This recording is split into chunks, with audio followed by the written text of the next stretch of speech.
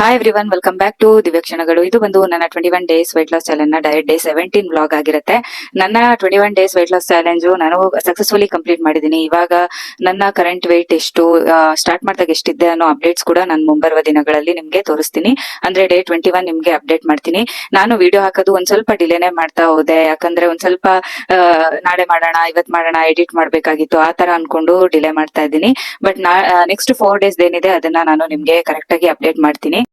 ಇನ್ನು ನನ್ನ ಡೇ ನಾನು ಸ್ಟಾರ್ಟ್ ಮಾಡಿದ್ದು 1 ಗ್ಲಾಸ್ ಆಫ್ ಗ್ರೀನ್ ಟೀ ಒಂದಿಗೆ. ಇನ್ನು ಲಾಸ್ಟ್ ಡಯಟ್ ಡೇ ಅಂದ್ರೆ ಡಯಟ್ ಡೇ 16 ನಾನು ಜಾಸ್ತಿ ಪ್ರೋಟೀನ್ ತಿಂದಿದ್ರಿಂದ ಬ್ರೇಕ್ಫಾಸ್ಟ್ ಏನು ನಾನು ತಗೊಳಕ್ ಹೋಗಿಲ್ಲ, ಸ್ಕಿಪ್ ಮಾಡ್ಕೊಂಡು ಡೈರೆಕ್ಟ್ ಆಗಿ ಲಂಚ್ ಅನ್ನು ಪ್ರಿಪೇರ್ ಮಾಡ್ಕೊಂತಿದ್ದೆ.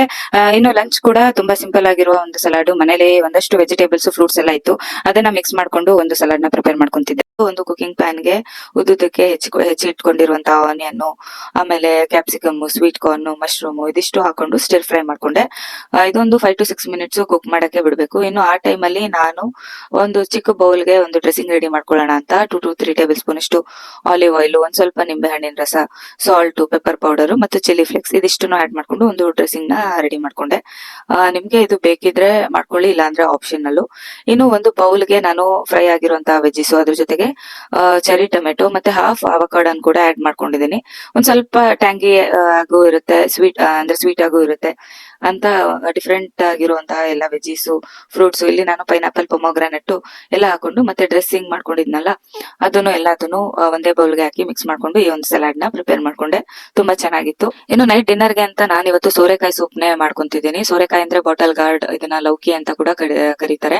ಇನ್ನು ಈ ವೆಜಿಟೇಬಲ್ ಬಂದು weight loss ಗೆ ತುಂಬಾನೇ ಹೆಲ್ಪ್ ಮಾಡುತ್ತೆ ಅಂತ ಹೇಳ್ಬೋದು, ಯಾಕಂದ್ರೆ ಈ ವೆಜಿಟೇಬಲ್ ಅಲ್ಲಿ 90% ಆಫ್ ವಾಟರ್ ಕಂಟೆಂಟ್ ಇದೆ. ಅದ್ರ ಜೊತೆಗೆ ಇದರಲ್ಲಿ ಬಾಡಿ ಡಿಟಾಕ್ಸಿಫೈ ಮಾಡುವಂತ ಅಂಶ ಕೂಡ ಇದೆ. ಇನ್ನು ಇದು ರಿಚ್ ಇನ್ ಫೈಬರ್.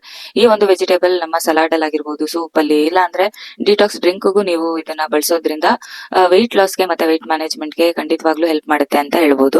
ಇನ್ನು ಈ ಸೂಪ್ ಮಾಡೋದು ಹೇಗೆ ಅಂದ್ರೆ, ಮೊದಲಿಗೆ ಒಂದು ಕುಕ್ಕರ್ಗೆ ಒಂದ್ ಸ್ವಲ್ಪ ಆಯಿಲ್ ನ ಹಾಕೊಂಡು ಮತ್ತೆ ಬೆಳ್ಳುಳ್ಳಿ, ಶುಂಠಿ, ಆನಿಯನ್ ಮತ್ತೆ ಟೊಮೆಟೊ ಮತ್ತೆ ಹೆಚ್ಚಿಟ್ಕೊಂಡಿರುವಂತಹ ಈ ವೆಜಿಟೇಬಲ್ ನ ಹಾಕೊಂಡು ಒಂದು 2 to 3 ಮಿನಿಟ್ಸ್ ಸ್ಟಿರ್ ಫ್ರೈ ಮಾಡ್ಕೊಂಡು ಒಂದ್ ಸ್ವಲ್ಪ ಅರಿಶಿನ, ರುಚಿಗೆ ಎಷ್ಟು ಬೇಕೋ ಅಷ್ಟು ಸಾಲ್ಟ್ ನ ಕೂಡ ಆಡ್ ಮಾಡ್ಕೊಂಡು ಎಲ್ಲ ಒಟ್ಟಿಗೆ ಒಂದು 2 to 3 ವಿಷಲ್ಸ್ ಕೂಗಿಸ್ಕೋಬೇಕಾಗುತ್ತೆ.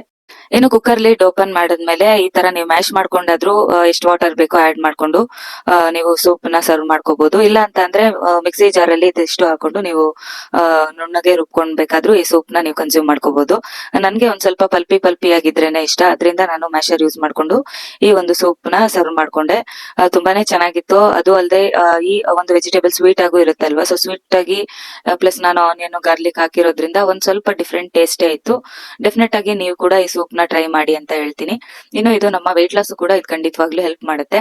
ಸೊ ಇದಾಗಿತ್ತು ಇವತ್ತಿನ ವ್ಲಾಗ್. ನಿಮ್ಗೆ ಏನಾದ್ರೂ ಇಷ್ಟ ಆಗಿದ್ರೆ ದಯವಿಟ್ಟು ಲೈಕ್ ಮಾಡಿ. ಇನ್ನು ನನ್ನ ಚಾನಲ್ ಯಾರು ಸಬ್ಸ್ಕ್ರೈಬ್ ಮಾಡ್ಕೊಂಡು ನೋಡ್ತಿಲ್ವೋ ದಯವಿಟ್ಟು ಸಬ್ಸ್ಕ್ರೈಬ್ ಮಾಡ್ಕೊಂಡು ನೋಡಿ ಅಂತ ಹೇಳ್ತಾ ಇಲ್ಲಿಗೆ ನನ್ನ ವಿಡಿಯೋನ ಎಂಡ್ ಮಾಡ್ತೀನಿ. Thanks for watching.